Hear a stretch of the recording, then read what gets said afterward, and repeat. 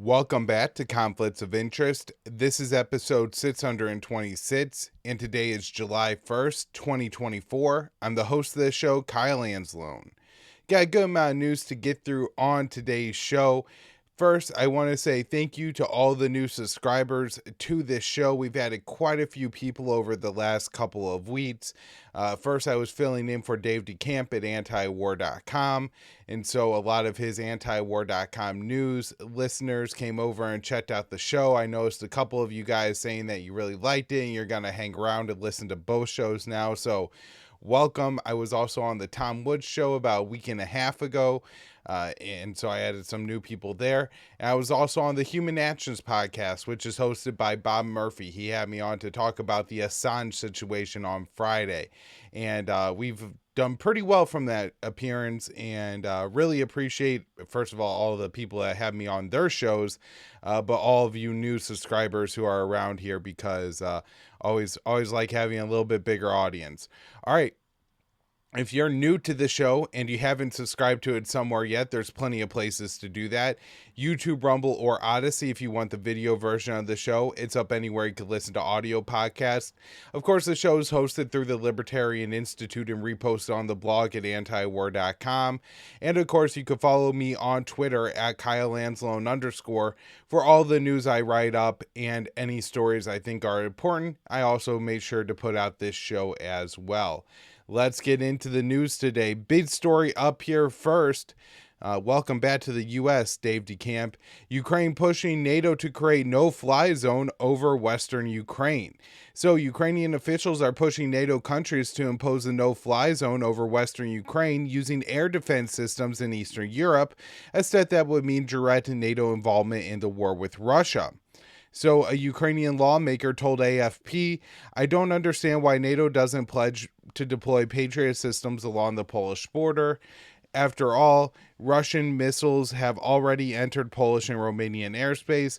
This would protect the borders of Poland and Romania, and this would create a safe zone in the west and south of Ukraine." So a little bit more details on the, things he said happened in Poland and Romania. I'm not so sure that Russian missiles have entered Polish airspace. That may have happened. The one major incident was the case of 2 Polish farmers being killed, but that was by a Ukrainian air defense missile that was fired and landed inside of Ukraine.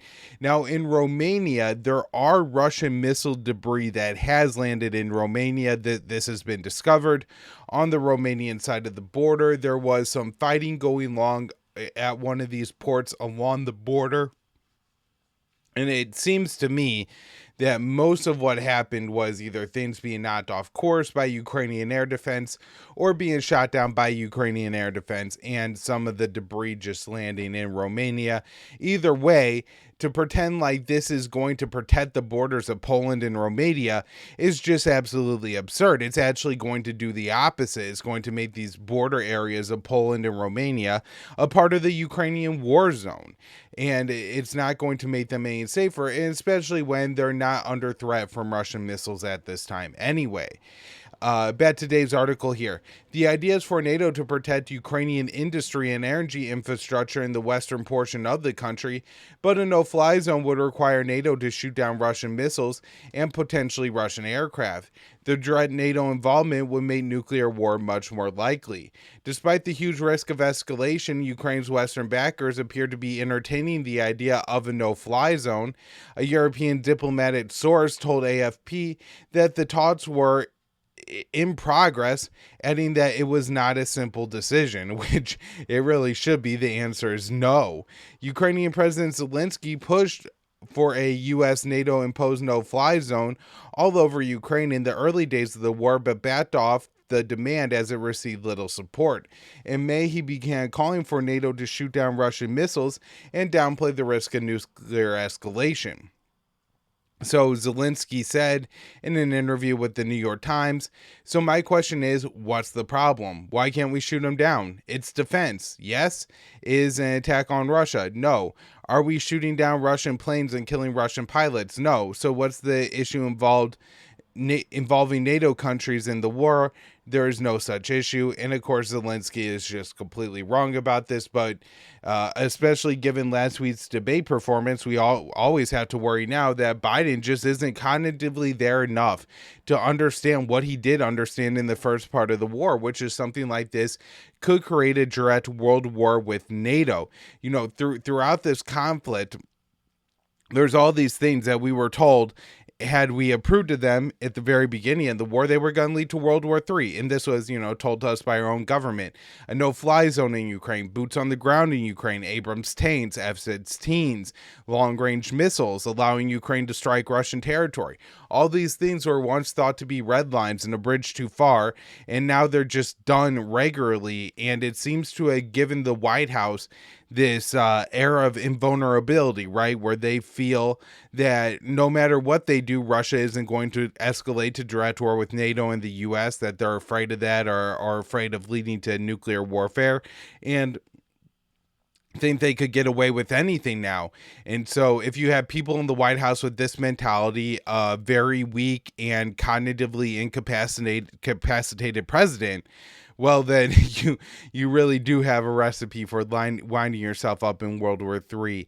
And while saying it happens by accident isn't necessarily correct, it's not necessarily the intention of the White House to lead us into World War III. Now, the other thing I'd like to point out here is it also seems that a lot of what happens when the West decides to give Ukraine something that previously was concerned would spark a wider conflict with Russia. A lot of the times, it seems to me that it's when Ukraine is maybe getting a little desperate and negotiations with Russia maybe would start to look better than ongoing warfare. And so, if the Ukrainians are really struggling, they have a bad counteroffensive. Oh, we're going to give you F-16s now. Oh, you're losing territory. We're going to allow you to strike inside of Russian territory. Oh, you're losing on the battlefield. We'll give you HIMARS, longer range HIMARS, even longer range HIMARS, right? Like this is what's happened throughout the course of the war. And it's really my contention that the White House only isn't giving Ukraine more so they could dole it out to them later, little by little, and make sure that they're able to keep their balance of not starting a direct major war with Russia and bleeding Russia through Ukraine. All right, next up here, this one I wrote for the Libertarian Institute on June 30th. Russia threatens U.S. drones in Black Sea, aiding attacks on Crimea. So in response to Ukrainian attacks on the Crimean Peninsula, tensions between the U.S. and Russia have significantly escalated, with Moscow threatening U.S. drones operating over the Black Sea. The Kremlin says the drones are a part of Ukrainian operations in the region. On Friday, the Russian Defense Ministry said there had been an uptick in American drone operations in the Black Sea, carrying out reconnaissance of the Crimean Peninsula. The statement explained that the Russian military was instructed to prepare an operational response to the flights, so suggesting that they will be shot down. The remarks followed a Ukrainian attack on using U.S. cluster munitions that caused the death of 4 civilians and wounded hundreds of others. Moscow argues that Washington's support for Kiev makes the U.S. effectively a party to the conflict. This demonstrates the increasing involvement of the United States and NATO countries in the conflict in Ukraine on the side of the Kiev regime, the Russian Defense Ministry explained. As Ukrainian forces have continued to lose territory to Russia on the battlefield, its Western backers have significantly stepped up support for Kiev. The U.S. has allowed Ukraine to use its munitions to strike Russia, signed off on the transfer of F-16s to Ukraine, and sent Abrams tanks to Ukraine. All actions the White House previously warned could spark provoking World War III. The Defense Ministry noted that the Western escalations, including drone flights, increased the risk of direct confrontation between the alliance and Russia. So the Russian Defense Ministry, the Russian Deputy Foreign Minister, that's Sergei Ryabkov, explained the Kremlin is still working on its response to the attack on Crimea, which killed 4 and injured over 100. The tragedy that occurred in Sevastopol will certainly not remain and does not remain without a response. I think that the idea of a certain permissible scenario is also on the minds of many in the West. They should feel extreme risks associated with such actions. And so I really think that the plan for Russia is going to shoot down at least one American drone, probably over the Black Sea, in response to the attack on Crimea, although hasn't been concerned. There was a report that Russia had down to an American Global Hawk last week, although I could not confirm that, and the Americans denied it, so I'm guessing that may not have happened. All right. Putin says Russia should follow U.S. and produce previously banned missile systems. So on Friday, Russian President Vladimir Putin said Russia should follow the U.S. in developing missile systems that were previously banned under the Intermediate Range Forces Treaty, or the INF Treaty, which the U.S. withdrew from in 2019. The INF prohibited land-based missile systems with a range of between 310 and 3,400 miles. After leading the treaty, the U.S. immediately began developing and testing batteries that could fire nuclear-capable Tomahawk missiles, which have a range of about 1,000 miles and are primarily used by U.S. Navy ships and submarines. The Associated Press reported Putin as saying on Friday, "We need to start production of these strike systems, and then, based on the actual situation, make decisions about where, if necessary, to ensure our safety, place them." The U.S. recently deployed one of its new previously banned missile systems for exercises in the Philippines.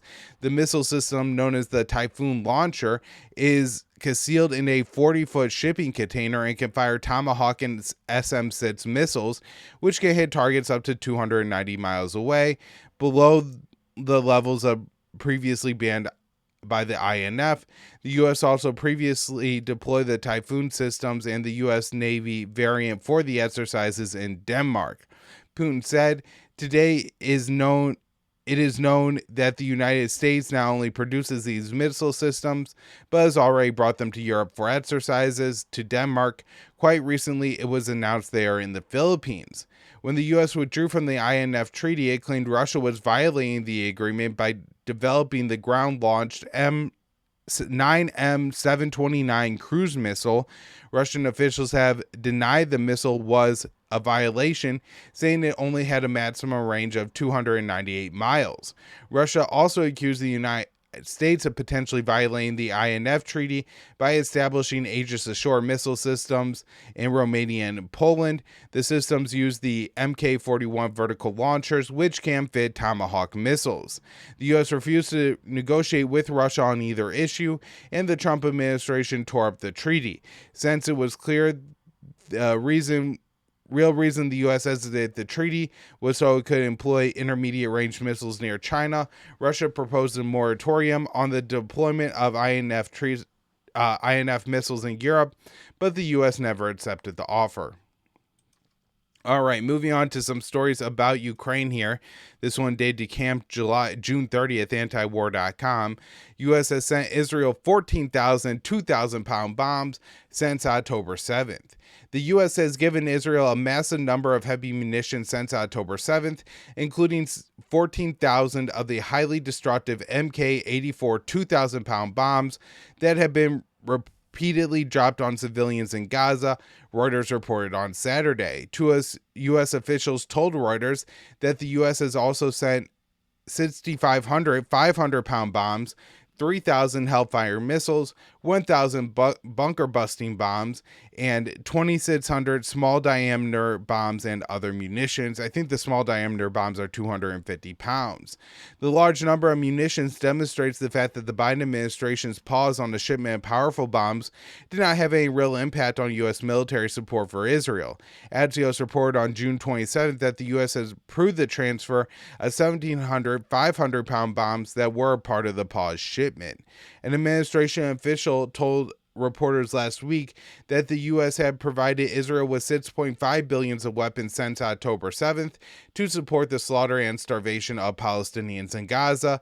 The administration vowed Israel would receive all $17 billion in additional military aid that was included in the $95 billion bill President Biden signed into law in April. Now, I am skeptical of this number in part because they claim that $3 billion of those funds were sent in May alone. That would mean from April to October, they had only sent $3.5 billion, which just seems too low of a number given there were daily ships going to Israel during that time. And so either those are incredibly small weapon shipments or that number is a serious undercount. So, despite the massive support, Israeli Prime Minister Benjamin Netanyahu recently accused the U.S. of withholding military aid, a claim the White House called inaccurate. The Israeli Defense Minister Yoav Gallant visited Washington last week, and U.S. officials worked with him to assure they were doing everything they could to get Israel the weapons it wants. During his visit, Gallant said Israel's ties with the U.S. were the second most important element for Israeli security after the Israelis' own military, adding, "We need American diplomatic and political support, power projection, supply of munitions, and more," he told the Washington Post. Gallant, who has recently publicly clashed with Netanyahu, was pleased with the progress he made in Washington related to bottlenecks that impacted the speed of U.S. weapons shipments. He said obstacles were removed and bottlenecks were addressed in order to advance a variety of issues, and more specifically on the topic of force buildup and munition supply, he said. All right, next article here is about that Pier. U.S. military again removes Pier from Gaza coast due to weather. So the U.S. military has again removed a pier it built off the coast of Gaza due to seas it cannot handle, and the floating structure will be towed to the Israeli port of Ashdod, the Pentagon announced on Friday. Since its construction, the pier has barely brought any aid into Gaza, as it's frequently been suspended due to weather. The pier can only be safely operated in a maximum of 3-foot waves and winds approximately less than 15 miles an hour. The U.S. is considering not reinstalling the pier since the aid shipments that it has delivered to Gaza have not been distributed to the starving Palestinians. Aid has piled up in a nearby storage area as the UN's World Food Program suspended operations on June 9th after the Israeli attack on the Nusra camp that killed over 270 Palestinians and freed 4 Israeli hostages. On Saturday, the WFP announced it started delivering some aid, but it's unclear if the security situation will allow continued distribution. The WPFP spokesperson told the Associated Press that clearing the storage yard is a one-time operation and that further operations at the pier will be assessed on a security basis. The AP report said the UN is investigating whether or not the US-built pier was used in the Nusra massacre. Videos that surfaced online show an Israeli military helicopter operating near the pier during the operation. Aid groups have denounced the U.S. construction of the pier as a public relations stunt, since the U.S. could have instead pressured Israel to open more land border crossing, which is by far the most efficient way to get aid into Gaza. And so, yeah, again, just a political stunt. All right, next up here, this is a big one. Iran warns Israel of obliterating war if it launches full-scale attack on Lebanon. So this was Iran's mission to the United Nations, and it warned Israel that a full-scale attack on Lebanon would result in an obliterating war that could involve all allies of Iran in the region. The mission wrote on X that it believes Israel's recent threats against Lebanon could be psychological warfare and propaganda, but said that if Israel does embark on a full-scale military aggression, an obliterating war will ensue. The mission added all options, including the future involvement of all resistance fronts are on the table. It's unclear if Iran would directly intervene if Israel invades southern Lebanon, but it's likely that Shia militias allied with Iran and Hezbollah would get involved. A full-scale war in Lebanon could also involve the U.S., as the White House reportedly conveyed to Lebanon that it would support Israel against Hezbollah. The U.S. claims it is working to ease tensions in Lebanon, but it continues to provide military aid to Israel despite continued escalation threats. Israeli Defense Minister Yoav Gallant recently threatened that Israel could bomb Lebanon back to the Stone Age. Amos Hochstein, an advisor to President Biden, who has also been serving as an envoy to discuss Israel-Lebanese tensions, warned Beirut that the U.S. cannot hold Israel back from launching a full-scale war. The Israeli media has reported that the Israeli military is not expected to be able to handle opening a second front in Lebanon due to losses it has taken in Gaza, signaling Israel might look for the U.S. to bail it out if it invades. And I certainly do expect that to be the case.